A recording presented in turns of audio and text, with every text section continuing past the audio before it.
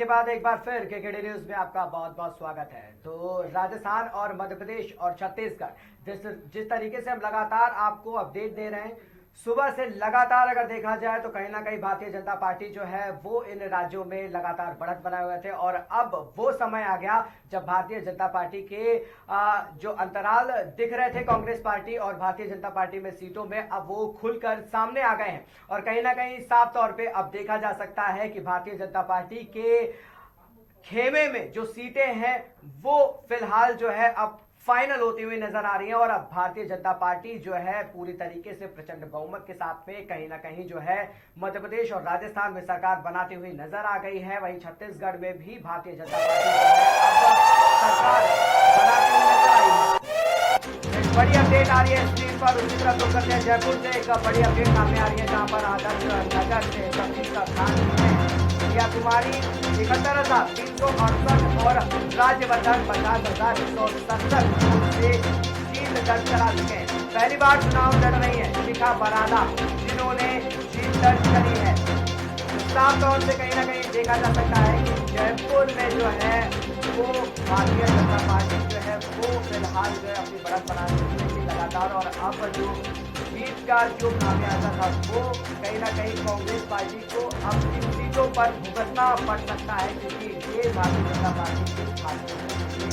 जा चुकी है। तो प्रिया कुमारी के बारे में आपको बता देते हैं 171,368 जो वोट है वो प्रिया कुमारी को फिलहाल जो है प्राप्त हुए हैं। राज्यवर्धन को 50,167 वोट मिले हैं और उन्होंने जीत दर्ज करी है। तो प्रिया कुमारी जो है उन्होंने जीत दर्ज कर दी है। पहली बार जो है इस बार चुनाव लड़ी और पहली बार से करारी शिकस्त देकर के प्रिया कुमारी ने जो है इस बार अपने नाम चुनावी लड़ कर दिया है और जीत दर्ज कर दी है।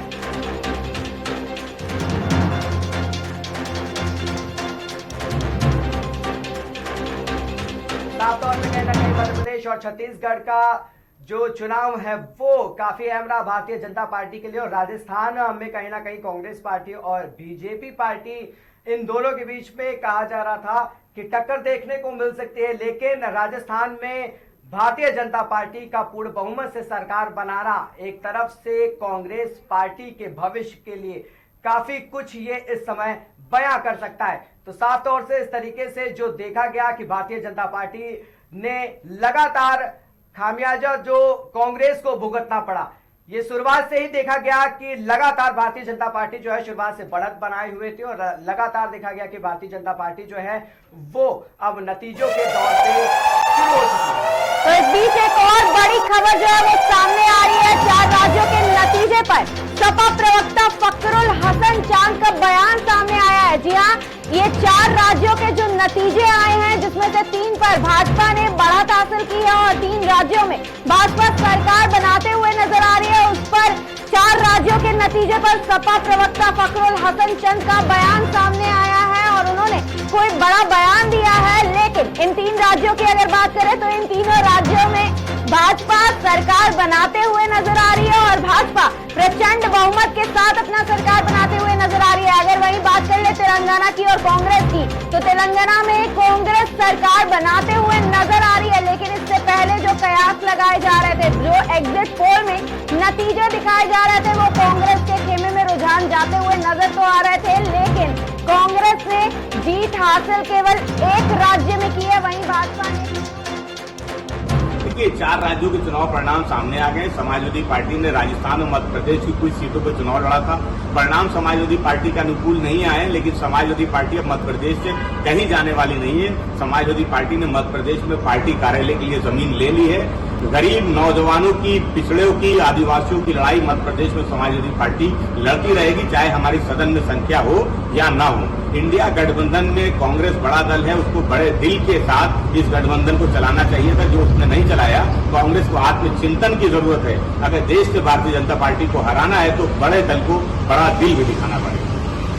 देखिए, 4 राज्यों के चुनाव परिणाम सामने आ गए। समाजवादी पार्टी ने राजस्थान और मध्य प्रदेश की कुछ सीटों पर चुनाव लड़ा था। परिणाम समाजवादी पार्टी के अनुकूल नहीं आए, लेकिन समाजवादी पार्टी अब मध्य प्रदेश से कहीं जाने वाली नहीं है। समाजवादी पार्टी ने मध्य प्रदेश में पार्टी कार्यालय के लिए जमीन ले ली है। गरीब नौजवानों की, पिछड़ों की, आदिवासियों की लड़ाई मध्य प्रदेश में समाजवादी पार्टी लड़ती रहेगी, चाहे हमारी सदन में संख्या हो या ना हो। इंडिया गठबंधन में कांग्रेस बड़ा दल है, उसको बड़े दिल के साथ इस गठबंधन को चलाना चाहिए था, जो उसने नहीं चलाया। कांग्रेस को आत्मचिंतन की जरूरत है। अगर देश से भारतीय जनता पार्टी को हराना है तो बड़े दल को बड़ा दिल भी दिखाना पड़ेगा। देखिए,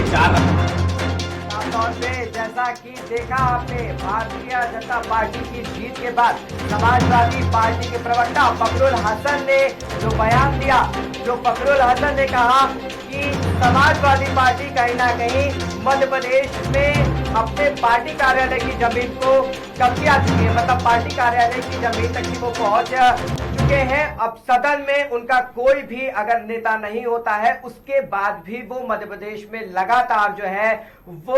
अपनी लड़ाई लड़ते हुए नजर आएंगे। आपको बता दें कि अगर बात करें समाजवादी पार्टी की, तो समाजवादी पार्टी ने चाहे राजस्थान हो, चाहे मध्य प्रदेश हो और चाहे छत्तीसगढ़ हो, कहीं पर भी समाजवादी पार्टी ने खाता तक नहीं खोला है। अगर बहुजन समाजवादी पार्टी की बात करी जाए तो बहुजन समाजवादी पार्टी के खेमे में कहीं ना कहीं 5 सीटें जो है फिलहाल इन राज्यों को मिला करके चले तो जाती हुई नजर आई है, लेकिन समाजवादी पार्टी का कहीं ना कहीं जो है इन सारे राज्यों में टुकड़ा साफ होता हुआ नजर आया। बड़ी ब्रेकिंग की ओर रुख करेंगे। राजस्थान के झोटवाड़ा विधानसभा क्षेत्र से भाजपा सांसद और उम्मीदवार राज्यवर्धन राठौड़ चुनाव जीत गए हैं। जी हां, राठौड़ ने 50,167 वोटों से अंतर से जीत हासिल की है और उन्हें कुल 1,47,913 वोट मिले हैं। जी हां, ये एक बड़ा आंकड़ा जो है ये सामने आ रहा है, जिसमें राजस्थान से राज्यवर्धन राठौड़ चुनाव जीत गए हैं और उन्होंने ये बड़ी बढ़त के साथ जीत हासिल की है। राजस्थान के झोटवाड़ा विधानसभा क्षेत्र से भाजपा सांसद और उम्मीदवार राज्यवर्धन राठौड़ चुनाव जीत गए हैं। राठौड़ ने 50,167 वोटों के अंतर से जीत हासिल की है और उन्होंने कुल 1,46,913 वोट मिले हैं। तो साफ तौर पे जिस तरीके से देखा जा सकता है कि भारतीय जनता पार्टी कहीं ना कहीं जो सीट थी वो अब उनके खेमे में जाती हुई, राजस्थान में जिस तरीके से बहुमत से सरकार भारतीय जनता पार्टी बनाई हुई है और छोटवाड़ा विधानसभा की बात जैसे हम कर रहे हैं तो भाजपा सांसद और उम्मीदवार काफी हॉट सीट थी। राज्यवर्धन राठौड़ चुनाव जीत गए हैं। राठौड़ ने 50,167 वोटों के अंतर से अपनी जीत हासिल कर ली है और उन्हें कुल अगर वोट की बात करी जाए तो उन्हें 1,47,913 वोट जो हैं वो राठौड़ जी को मिले हैं। तो एक तरीके से देखा जा सकता है कि राजस्थान की वो सीटें जिन सीटों पर भारतीय जनता पार्टी का अभी कब्जा नहीं था, उन सीटों पर भी राजस्थान में भारतीय जनता पार्टी ने इस बार कब्जा कर लिया है। कांग्रेस का जो पलड़ा था वो एक तरीके से पिछले चुनाव में जितना बीजेपी पर भारी दिखाई दिया था वो इस बार के चुनाव में नहीं देखने को मिला है। इस बार के चुनाव में पलटा सीधा जो है वो बीजेपी की तरफ जाता हुआ दिखाई दिया और भारतीय जनता पार्टी ने करारी शिकस्त के साथ में कांग्रेस को पूर्ण बहुमत के साथ में हराया है।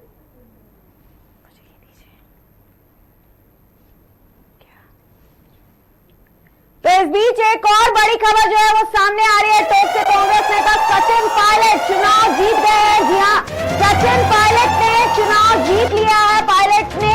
29,475 वोटों से जीत हासिल की है। पायलट को कुल 1,05,512 वोट मिले हैं। जी हां, कांग्रेस एक तरफ जहां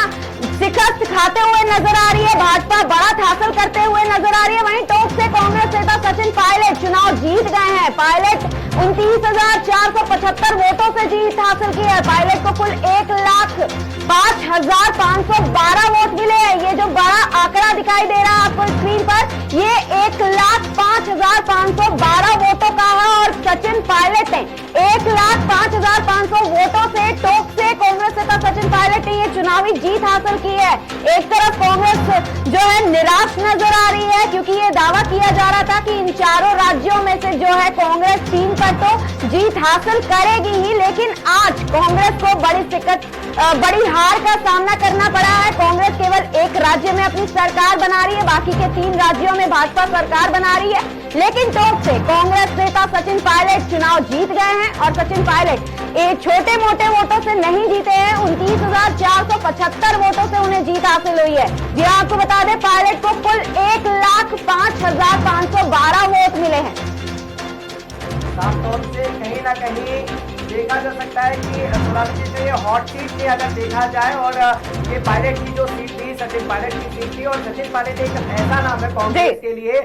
जो काफी चर्चा में रहता है, और ये सीट जो है अहम थी सचिन पायलट के लिए कि अगर कांग्रेस कहीं ना कहीं वहां पर अगर भारी बहुमत से, या अगर कहा जाए कि अपना सत्ता जमा पाती, तो सचिन पायलट जो है एक मुख्य चेहरा हो सकते थे, क्योंकि सचिन पायलट कांग्रेस के लिए एक मुख्य चेहरा है और उनका अपनी सीट पर जीतना उनके लिए एक बहुत मायने रखता है। और ये जो अंतराल रहा है, ये अंतराल भी उनके लिए काफी मायने रखता है, क्योंकि उनकी अपनी सीट पर उनका चुनाव जीतना ये बहुत जरूरी है सचिन पायलट के लिए, उनकी छवि के लिए, क्योंकि कांग्रेस पार्टी की अगर बात करें तो कांग्रेस पार्टी से हटकर भी अगर बात करी जाए तो सचिन पायलट की कहीं ना कहीं जो है लोगों के बीच और जनता के बीच जो है वो छवि एक कहीं ना कहीं अच्छी बनी हुई है। तो स्क्रीन पर एक बड़ी अपडेट आ रही है, उसकी तरफ करेंगे। छत्तीसगढ़, मध्य प्रदेश और राजस्थान में भाजपा को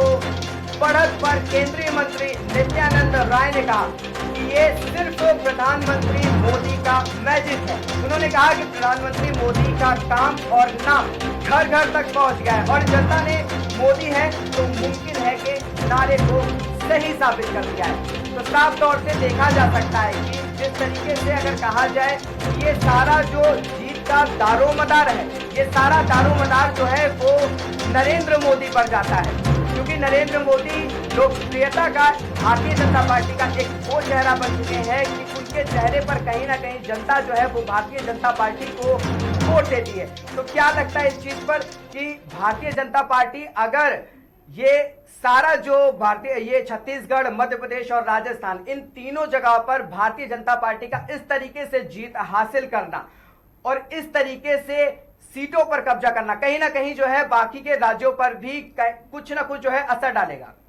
तो इस बीच एक और बड़ी खबर जो है वो सामने आ रही है। राजस्थान में चुनाव के नतीजे चौंकाने वाले आए हैं। हार की समीक्षा करेंगे अशोक गहलोत। जी हाँ, ये जो बड़ा बयान है वो अशोक गहलोत की तरफ से दिया गया है, और अशोक गहलोत ने जो एक बात कही थी इस्तीफे की, उसके बाद एक और बड़ा बयान दिया है। उन्होंने कहा है राजस्थान में चुनाव के नतीजे चौंकाने वाले आए हैं और भारतीय जनता पार्टी की जीत जो है कांग्रेस से बर्दाश्त नहीं हो रही है, क्योंकि अशोक गहलोत ने बयान दिया है और कहा है कि हार की समीक्षा करेंगे अशोक गहलोत। यानी कि ये जो चुनाव हुए हैं, चुनावी नतीजे आए हैं, इसकी समीक्षा की जाएगी और ये जो हार जीत तय हो गया है कि भारतीय जनता पार्टी ने राजस्थान में जीत दर्ज कर ली है, लेकिन इसकी समीक्षा कराने की भी बात कही जा रही है। अशोक गहलोत ने भले ही इस्तीफे की बात कह दी हो, लेकिन अब उन्होंने समीक्षा कराने की भी बात कही है। तो क्या देखना यह है कि क्या सच में वाकई में ये समीक्षा कराया जाएगा कि राजस्थान में चुनाव के बीच क्या कोई घोटाला हुआ है, क्या कोई इसमें भी चुनावी नतीजे के बीच में कोई हेरफेर हुई है, क्योंकि अशोक गहलोत ने ये बड़ा बयान दिया है और उन्होंने इसकी समीक्षा कराने की बात कही है। अभय जी, सोनाली जी, साफ तौर से अगर देखा जाए ये तो कहने वाली बात होती है कि अशोक गहलोत जो है वो अपनी सीट से, जिस सीट से वो चुनाव लड़ रहे थे और उनको अपनी सीट पर जो है हार का सामना करना पड़ा, ये काफी कहने वाली बात होगी, क्योंकि अगर वहीं दूसरा चेहरा सचिन पायलट का लिया जाए तो सचिन पायलट अपनी सीट पर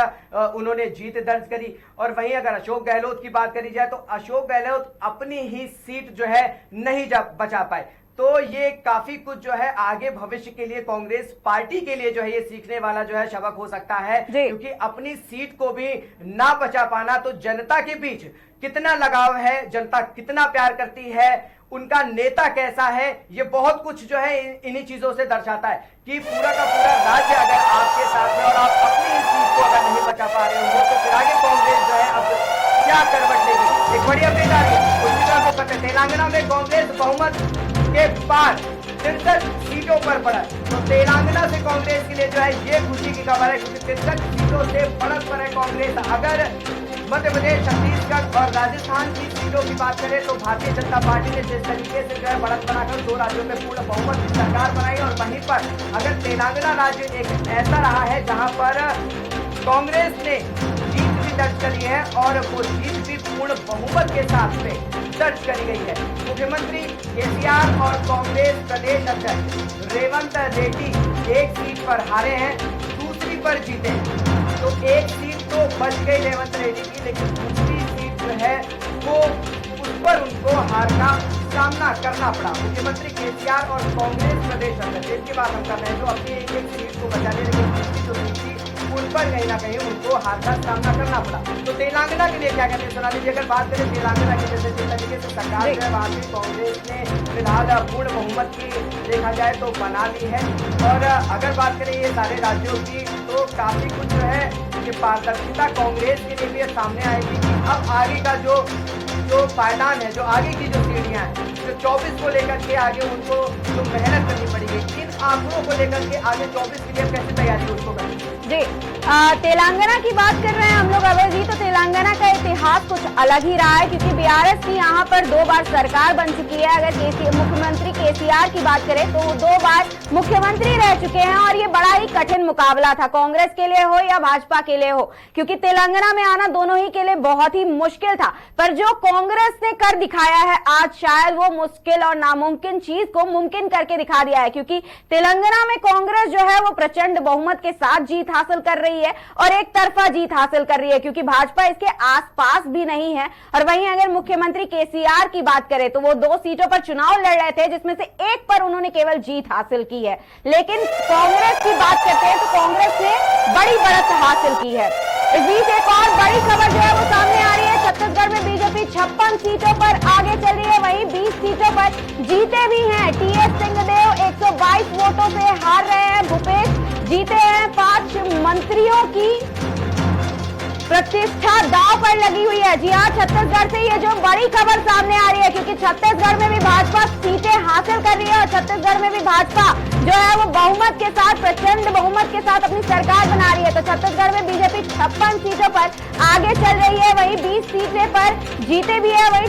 टीएस सिंहदेव की अगर बात करें तो टीएस सिंहदेव 122 वोटों से हारे हैं और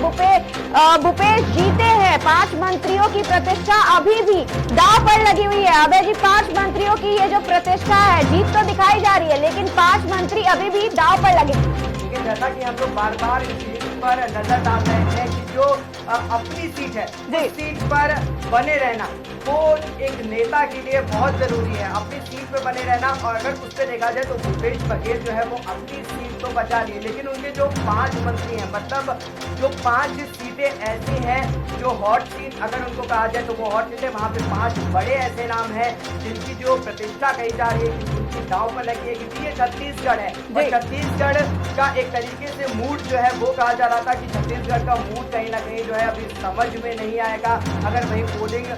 बूथों की बात करें तो वोट जब मतदाता डालने गया था तो उस समय भी कहीं ना कहीं ऐसा लग रहा था कि छत्तीसगढ़ में कांग्रेस और भारतीय जनता पार्टी की जो है वो आपस में जो टक्कर होगी वो कहीं ना कहीं देखने को मिलेगी, और हो सकता है कि कांग्रेस पार्टी जो है वो छत्तीसगढ़ में इस बार जो है जीत हासिल कर ले। लेकिन जो भारतीय जनता पार्टी का जो इस बार का करिश्मा रहा है वो करिश्मा वाकई लाजवाब रहा है, क्योंकि राजस्थान में कांग्रेस पार्टी को शिकस्त देते हुए सीधे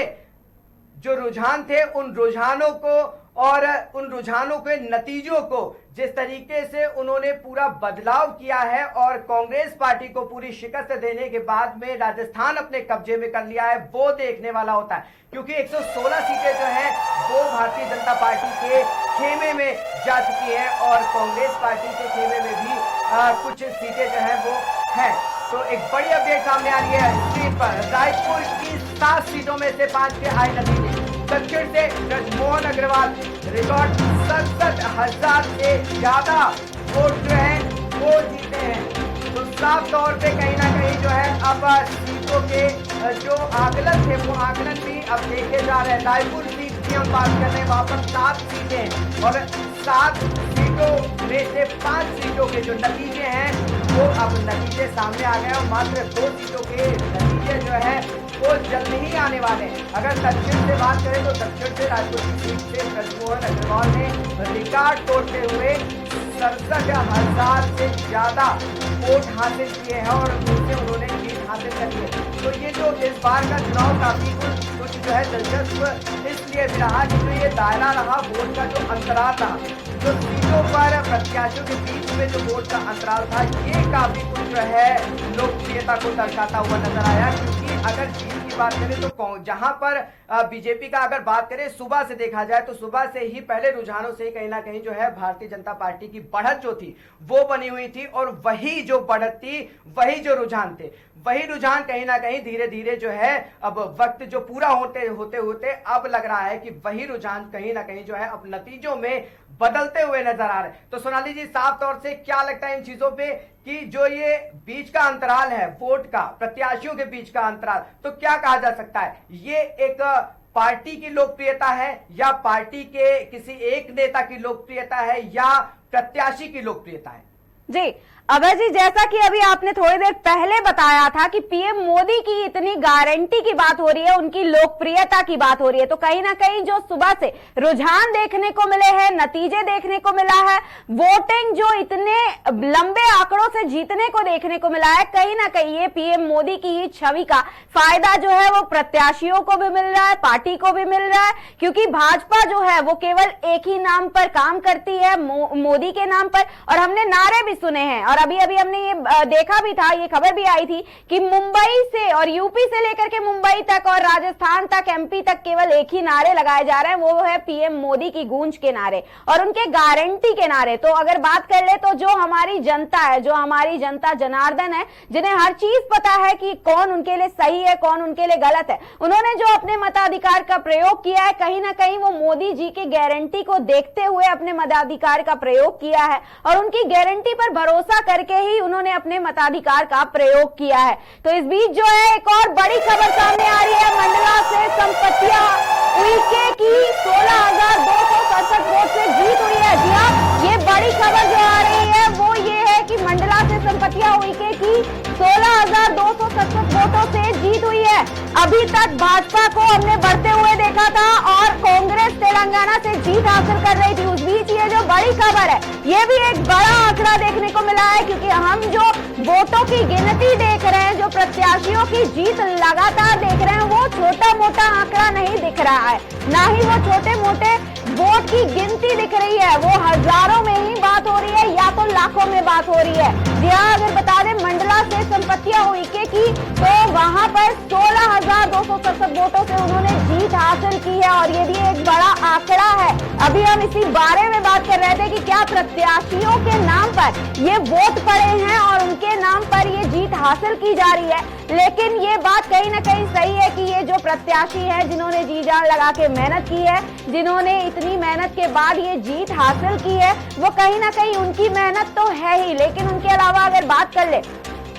प्रधानमंत्री नरेंद्र मोदी की, अगर जेपी नड्डा की बात करते हैं, अमित शाह की बात करें या फिर सीएम योगी आदित्यनाथ की बात करें, तो इन सभी लोगों ने जी जान लगा करके ताबड़तोड़ रैलियां की थी, इससे पहले जनसभा को संबोधित किया था और इन सभी चीजों के दौरान उन्होंने मोदी जी की गारंटी की बात जरूर कही थी, भरोसे की बात भी जरूर कही थी। और ये जो एक भरोसा है वो देश की जनता का अभी से नहीं 2014 से बना हुआ है और ये सेमीफाइनल, जिस सेमीफाइनल की बात कही जा रही थी उसमें कहीं ना कहीं भाजपा ने जो है बढ़त हासिल कर ली है और तीनों राज्यों में जीत भी हासिल कर ली है। अगर उसके अलावा हम फाइनल की बात करें तो इसमें भी बड़ा दिलचस्प मुकाबला देखने को जरूर मिलेगा, क्योंकि ये सेमीफाइनल की जीत की बात कही जा रही थी कि इसे जीतना बेहद जरूरी है इन दोनों ही पार्टियों के लिए। इन दोनों में से कोई एक पार्टी अगर जीत हासिल करती है इन पांचों राज्यों में से, तो एक के लिए बेहतर होने वाला है और लोकसभा चुनाव में ये बहुत ही बेहतर होने वाला था। अभय जी, आप क्या कहेंगे? जैसे मंडला की अगर बात करी जा रही है तो मंडला सीट की अगर बात करें तो मंडला सीट काफी अहम रही है, क्योंकि मंडला सीट की 2 सीटें ऐसी थी जिन सीटों पर पिछली बार कांग्रेस की बढ़त थी और कांग्रेस ने जो है जीत भी दर्ज कर ली थी। पिछली बार अगर 2018 की बात करें तो वहां पर कांग्रेस की सरकार थी, लेकिन इस बार जो है अगर मंडला की बात कर ले तो मंडला की लमसम जो सीटें हैं वो सारी की सारी सीटें जो है इस बार भारतीय जनता पार्टी के खेमे में जाती हुई दिखाई दी है। तो अगर कुछ सीटों की बात की ये मंडला और ये जो सीटें हैं ये काफी मुख्य सीटें हैं, तो इन सीटों पर कांग्रेस की सरकार को गिरा देना, इन सीटों पर कांग्रेस को का पूरा टुकड़ा साफ कर देना काफी कुछ जो है भविष्य के लिए भारतीय जनता पार्टी के लिए अच्छा होगा, क्योंकि ये जो लोकप्रियता है ये इसी तरीके से सीटों के बढ़ोतरी में मिलती है। और ये सीटें पिछली बार की तुलना में अगर देखी जाए तो काफी ज्यादा सीटें इस बार जो है भारतीय जनता पार्टी ने अपने खेमे में करी है। चाहे राजस्थान की बात करें तो राजस्थान में तो लमसम पिछले चुनाव को देखते हुए हम बात करें तो पिछले चुनाव में तो भारतीय जनता पार्टी का पिछड़ा वहां पर साफ दिखाई देता था, लेकिन इस बार सीधे तौर से कांग्रेस का टुकड़ा साफ करते हुए पहली बार भारतीय जनता पार्टी ने राजस्थान में कर दिखाया है। और वहीं मध्य प्रदेश से भी तो एक बड़ी अपडेट आ रही है, नरेंद्र सिंह तोमर चुनाव जीते हैं, तो लगातार जो है वो जीत का सिलसिला जो है वो अब दिखाया जा रहा है और लगातार जो है अब प्रत्याशी जीत की तरफ बढ़ रहे हैं, क्योंकि ज्यादातर जो सीटें हैं वो अब खुल चुकी हैं और वहां पर जो प्रत्याशी थे उनकी जीत जो है वो दर्ज करा दी गई है। और उन्हें अब जो है उनकी जो अगर बात करी जाए उनके पार्टी कार्यालय पर, तो पार्टी कार्यालयों पर भी लोगों ने जो है वहां पर धूम मचा रखी है। और साथ ही साथ जो है भारतीय जनता पार्टी के लिए अन्य राज्यों में भी लगातार जो है लोग अपने कार्यालयों पर पहुंच रहे हैं और कार्यालयों पर पहुंच करके मिठाई बांट रहे हैं, जश्न मना रहे हैं, क्योंकि 2024 का इलेक्शन सीधा कुछ महीनों के बाद बहुत ज्यादा असर डाल सकता है ये सेमीफाइनल, क्योंकि इन 3 राज्यों पर भारतीय जनता पार्टी का इस तरीके से जीतना, पूर्ण बहुमत से जीतना काफी कुछ जो है असर डाल सकता है 2024 के इलेक्शन को तो लेकर के। अगर हम बात करें इस चीज को कि 2024 जो इलेक्शन है उसको लेकर के ये जो सेमीफाइनल था, ये सेमीफाइनल कहीं ना कहीं भारतीय जनता पार्टी के लिए काफी कुछ मददगार साबित होगा। जो मेहनत भारतीय जनता पार्टी की लगातार देखी जाती है, सोनाली जी क्या लगता है कि जो मेहनत है भारतीय जनता पार्टी की और कांग्रेस की,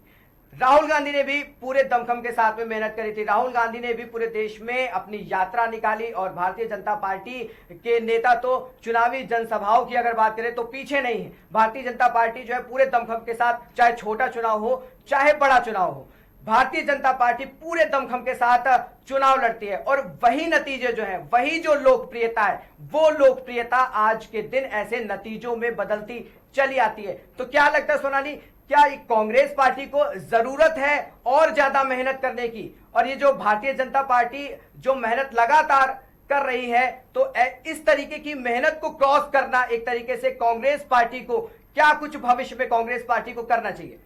जी अभय जी, अभी आपने थोड़ी देर पहले, अभी हमने भी आपसे थोड़ी देर पहले ये बताया कि लोकप्रियता जो है वो मोदी जी की कहीं ना कहीं इन सारे नेताओं से बेहद ज्यादा है। अगर हम भारतीय जनता पार्टी के नेताओं की बात करते हैं तो उनसे भी कई ज्यादा नरेंद्र मोदी की जो है, पीएम मोदी की जो है वो लोकप्रियता ज्यादा है। और ना ही केवल वो भारत में है बल्कि विदेशों में भी उनकी लोकप्रियता बेहद ज्यादा है और कई बार उनको देखा गया है, विदेशों में भी उनका डंका बजते हुए देखा गया है। क्योंकि अभी भी तस्वीरें आई थी दुबई से, इससे पहले हाल ही में अभी तस्वीरें आई थी दुबई से जिसमें नरेंद्र मोदी का डंका बजते हुए देखा गया था, उनके नाम की गूंज होते हुए देखी गई थी। और ये लोकप्रियता केवल अभी भारत तक ही बरकरार नहीं रह गई है, ये विदेशों तक पहुंच गई है। तो इसके लिए कांग्रेस को बहुत ही ज्यादा मेहनत करने की जरूरत है, क्योंकि जो लोकप्रियता केवल भारत में नहीं बल्कि विदेशों तक पहुंच चुकी है, उसके लिए कांग्रेस केवल इन राज्यों में इतनी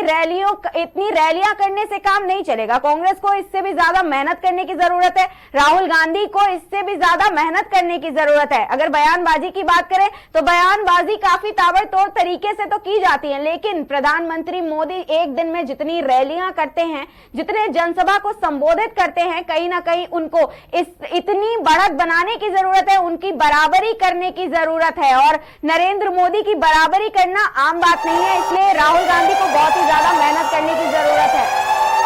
बड़ी अपडेट आ रही है स्क्रीन पर।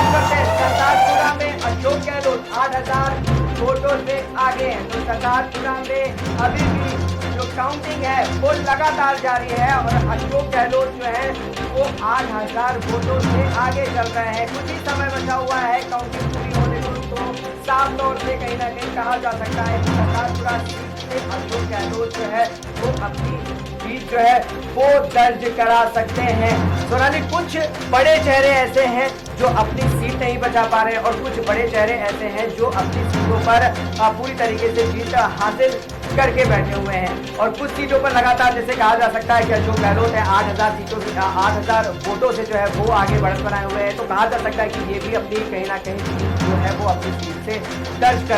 कर सकते हैं। तो इस तरीके से जो अपनी सीटों का जो ये बचाव है ये इतना जरूरी है। लेकिन अगर वहीं बात करें मुख्यमंत्री अपनी सीट, बहुत बड़ी बात हो गई कि मुख्यमंत्री की अपनी सीट पर जीत ना दर्ज कर पाना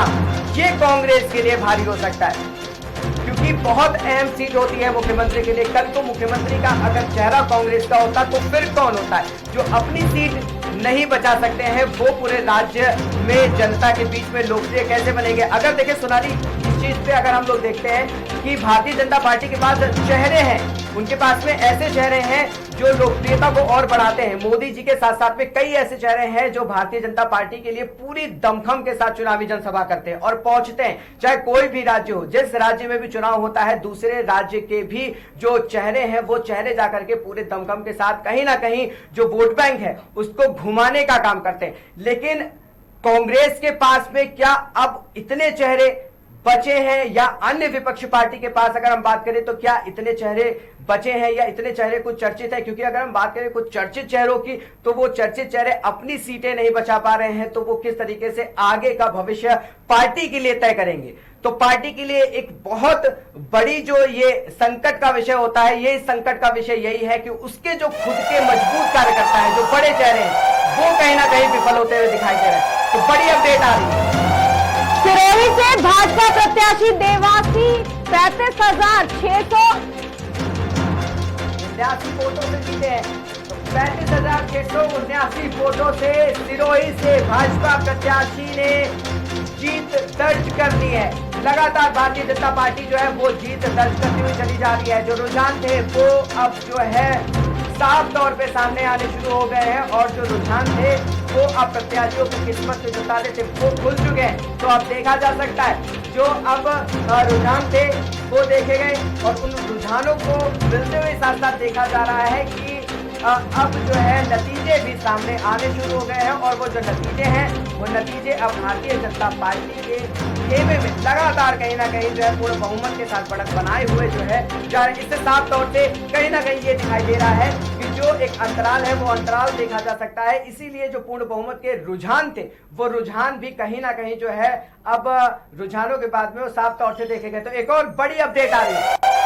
सवाई माधोपुर से डॉक्टर किरोड़ी लाल और खंडार से जितेंद्र गोठवाल, गंगापुर से रामकेश और बामनवास से इंदिरा जीत रही हैं। जी हाँ, ये जो बड़ी अपडेट है आपको स्क्रीन पे दिखाई दे रही है, ये बड़ी अपडेट सामने आ रही है। इस वक्त की बड़ी खबर है सवाई माधोपुर से डॉक्टर किरोड़ी लाल और खंडार से जितेंद्र गोठवाल आगे चल रहे हैं। वहीं गंगापुर की बात करें तो गंगापुर से रामकेश और वामनवास से इंदिरा जीत रही हैं। तो ये बड़ी अपडेट है और इस वक्त की आंकड़ों की हम लोगों ने अभी बात की थी, तो आंकड़ों की अगर बात करें और अंकों की बात करें तो ये जो अंक है और वो जो वोट दिखाई दे रहे हैं वो कहीं ना कहीं संख्या में पिछली बार के चुनाव के मुकाबले से इस बार बेहद ज्यादा है और वो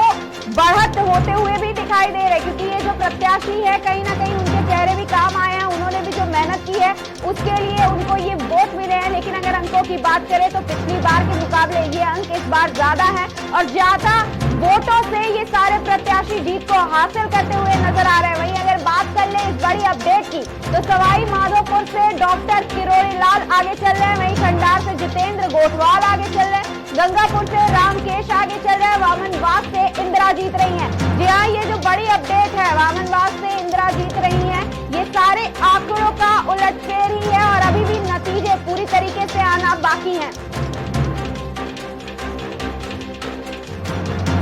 लगातार बड़ी अपडेट हम आपको दे रहे हैं, जो नतीजे आ रहे हैं वो नतीजों से हम आपको लगातार रूबरू करा रहे हैं। एक छोटा सा ब्रेक लेंगे, जल्द हाजिर होंगे, देखते रहिए KKD न्यूज़।